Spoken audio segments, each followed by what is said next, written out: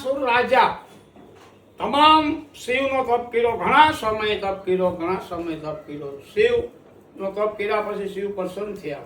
માગ કે મને કોઈ મારી ના શકવું જોઈએ એવો આશીર્વાદ આપો, અને જ્યારે જ્યારે મને કષ્ટ પડે જ્યારે હું યાદ કરું ત્યારે તમારે હાજર થઈ જવાનું, કે કોઈ વાંધો નહીં એમ કરીને બાણાસુર રાજાને આશીર્વાદ શિવે આપ્યો. અને એને બહુ અભિમાન આવી ગયો કે મારી જેવો કોઈ રાજા નથી, બહુ અભિમાન આવી ગયો. પછી એને અહીંયા એક દીકરીનો જન્મ થયો, અને એની બેન પણ ચિત્રાકલા હતી, અને એની છોકરી મોટી થઈ, અને સપનામાં કૃષ્ણ ભગવાનનો છોકરો એને સપનામાં આવ્યો.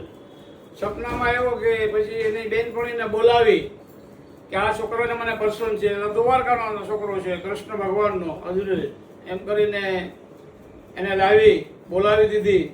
અને છોકરો આવ્યો અને એના બાપની મુલાકાત કરાવી બાણાસુર રાજાની. ત્યાં ગુસ્સામાં આવી ગયો, મારી જેવા મોટો રાજા કોઈ છે જ નહીં, એમ કરીને કેદમાં નાખી દીધો. અનિરુદ્ધને કેદમાં નાખ્યા પછી કૃષ્ણને ચિઠ્ઠી મોકલી કે તમારા બધા છોકરાને રાજાએ ભૂલ્યો છે, એમ કરીને યુદ્ધ કરીને આવ્યા આખી સેના લઈને કૃષ્ણ ભગવાન. બાણાસુર રાજાનું બેનું યુદ્ધ થયું, ખૂબ યુદ્ધ થયું, ખૂબ યુદ્ધ થયું, મારામારી ખૂબ કરી, એના માણસોને બધાને પાડી દીધા એકે એકે. અને કૃષ્ણ અને બાણાસુર બે યુદ્ધ કરે છે, એનેથી મરતો નથી, થાકી ગયો બાણાસુર રાજા. પછી શિવને યાદ કર્યા, શિવ આવ્યા, શિવને કૃષ્ણનું બેનું યુદ્ધ હાલ્યું, બહુ યુદ્ધ હાલ્યું, બહુ યુદ્ધ હાલ્યું, બહુ યુદ્ધ હાલ્યું.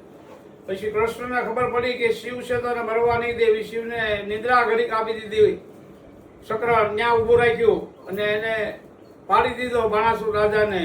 પછી શિવ જાગી ગયા. પછી શિવે કીધું કે કૃષ્ણ માફ કરી દે, મારો ભક્ત છે. પછી શિવને લીધે બાણાસુર રાજાને માફ કર્યો. કૃષ્ણ ભગવાનના પગમાં પડી ગયો બાણાસુર રાજા, અને એને પગે લાગ્યો કે મારી ભૂલ થઈ ગઈ. એટલે ભગવાનની સામે કોઈ અત્યારે માણસો આમનામાં રાજવાળા વહી ગયા બધા, ઈશ્વરની સામે પીડ્યા, માતાજીની સામે પીડ્યા, વિનાશ કાળે વિપરીત બુદ્ધિ.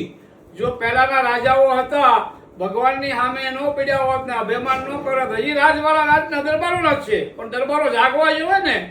પહેલાના જે દરબારો હતા તપ કરતા, બહેનો દીકરીઓને પહેલા રાખતા હતા, ગાયોને બ્રાહ્મણોને પહેલા બોલાવતા, ઋષિઓને બોલાવીને તપ કરાવતા હતા. ઋષિઓ વિના કોઈ કામ કરતા નહીં. અત્યારે તો મોટા ઓપલિંગ કરે તો ભલે મોટું ગાય બી કરે, બ્રાહ્મણના પૈસા બોલ્યા પછી આપતા નથી. બ્રાહ્મણના પૈસા સંકલ્પો કર્યા પછી પૂરા આપતા નથી. આજના ક્ષત્રિયો જે હતા, પહેલાના ક્ષત્રિયો હતા, એ બ્રાહ્મણોને બોલાવ્યા વિના કઈ વસ્તુ ન કરતા. અત્યારે તો બધા હોની મસ્તીમાં, બેન બેનની મસ્તીમાં, ભાઈ ભાઈની મસ્તીમાં, ભાભી ભાભીની મસ્તીમાં, સ્ત્રી સ્ત્રીની મસ્તીમાં, બાપ દીકરાનો નહીં, દીકરો બાપનો નહીં, બાપ લાવે તો બાપ ખાય, દીકરો લાવે તો દીકરો ખાય, બેન આવે તો રોતી રોતી જાય, હાળી આવે તો હાડલો પહેરી જાય. અત્યારે આ કળયુગ છે. આ કળયુગની અંદર સત્યને કસોટી પડશે, પણ વિજય સત્યનો જ થશે. ખોટાનો વિજય જિંદગીમાં નહીં થાય, સમજી લેજો. જેટલું ખોટું કરવું એટલું કરી લેજો. હારો તમારે નરકમાં રહેવું પડશે. ખોટું કરશે એ અહીંયા ભોગવવાનું પડશે. ઉપર કાંઈ નથી. પહેલા ઉપર ભોગવવું પડતું હતું, હવે નીચે ભોગવીને જવું પડે છે. એટલે ભગવાનમાં જેટલી તાકાત છે એટલી કોઈનામાં તાકાત નથી. રાધાના લગ્ન લેવાના, અને બંસરાની અંદર કૃષ્ણ ભગવાન નદી કાંઠે જમના કાંઠે બેઠા છે, અને રાધાના લગ્ન લેવાના. રાધાની બેનપણીઓને તૈયાર કરે છે, અને ભગવાન હાવ નિરાશ. પાણી સ્થિર થઈ ગયા, મોલ્લા સ્થિર થઈ ગયા, જનાવર સ્થિર થઈ ગયા. એવો એનો પ્રેમ હતો, એવી લાગણી હતી. રાધાના લગ્ન બી રાધાને ખબર પડી જમનાજીને કાંઠે બેઠો મારો કૃષ્ણ, મારો કાનુડો. એને મળવા આવ્યા એકવાર, એમ કરીને મળવા આવ્યા અને ઘડીક ઉભા રહ્યા કે તું મને ભૂલી ગયો કાંઈ? જિંદગીના આપણો લાઈફ ટકનો હથવારો છે, હું તમને ભૂલું કોઈ રાધા? આ તો ખાલી તને તારા લગ્ન લેવાના એટલે ખાલી આશીર્વાદ દેવા માટે યાદ આવી તું ને, એમ કરી ને રાધા જતી રહી. એના લગ્ન લેવાઈ ગયા. એનો બેનો પ્રેમ હતો, અસલ લાગણી હતી ભગવાનની સામે. એને લગન હતી, એને કોઈ વાસનાનો પ્રેમ નહોતો, એને ભીતરનો પ્રેમ હતો. પ્રેમ છે તો દુનિયા છે, પ્રેમ નથી તો કાંઈ નથી. રૂક્ષ્મણીએ રાધાને દ્વારકા બોલાવ્યા કે રાધા કોણ છે એમ કરીને રાધાને બોલાવ્યા, અને રાધાને દરવાજે આવી ને એની દાસી ખોલવા આવી કે રાધા આવી છે તમને મળવા. એટલે કે ઘડીક ઊભી રહી, એમ કરીને બારી પાસે જોવે છે. રૂક્ષ્મણીજી ઉગાડે પીગીએ, રાધાજી ઉભા છે, અને કાળા પેરિકાના સખિત થઈ ગઈ. તોય એના મોઢામાં એટલું બધું તેજ, મોરલાનો એ પીસ આવ્યું તો તોય એટલું બધું કૃષ્ણનું તેજ આવી ગયું એનામાં. પછી એને ખબર પડી કે એ ભાનમાં આવી કે રાધાને જોતી જ રહી ગઈ તો તરત દોડી લેવા આવી કે આવ રાધા આવ. ગરમ દૂધનો ગ્લાસ આપ્યો અને એને પાયું. ગરમ દૂધ પી જા. ગરમ દૂધ પીધું તો ભગવાનના સાલા પડી ગયા ગળાની અંદર. જોવા ગઈ રાતે કે આ સાલા ભગવાન કે નહીં કે રાધાએ દૂધ દે રાધાને દૂધ આપ્યું હતું ને એના મને સાલા છે. અમારા બેયનો એક જ છે, શરીર એક જ છે, આત્મો એક જ છે, પણ કોઈ વાસનાનો પ્રેમ નથી. એટલે આ તું બતાવ્યું અનભક્ત. સ્ત્રીઓને પેલા છે ને દેવીઓ ઈચ્છ્યું પણ એને પતિ ઉપર શંકા ખાતી છે. કૃષ્ણ ભગવાન 56 છોકરા હતા, 16,108 રાણી હતી, પણ કૃષ્ણ ભગવાને 18મા અધ્યાય લખેલું છે ભાગવતમાં બ્રહ્મચારી વ્રત પાળ્યું. ભગવાને કોઈ સ્ત્રી અરે ટચ કર્યું જ નથી. મંત્ર દોવાળા છોકરા કીધા. 56 કરોડ છોકરા હતા પણ મંત્ર દોવાળા.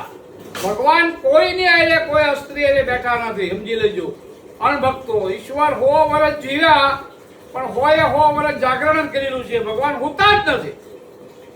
કૃષ્ણ મારો હરિ ને શિવ એક જ છે. એની ત્યાં બે નાય છે. હરિ શિવ એક જ છે.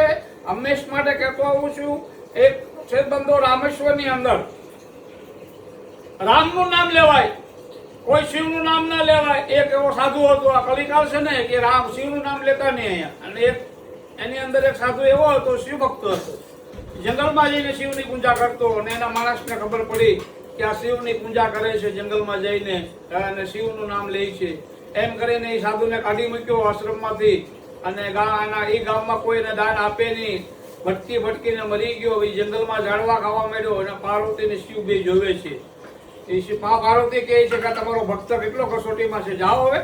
એને જેની પરીક્ષા પૂરી નથી થઈ પણ નહીં, મારથી નહીં રહેવાય. એમ કરીને મા પાર્વતી આવ્યા, એને રસોઈ બનાવી, ખવડાવ્યું, હુતા હતા. ભગવાનને હાથ ફેરવ્યો મહારાજને, જમાડી કાઢવી ને એને બધી માંડીને વાત કરી કે આ સાધુ આવી રીતે મને નામ લેવા દેતા નથી.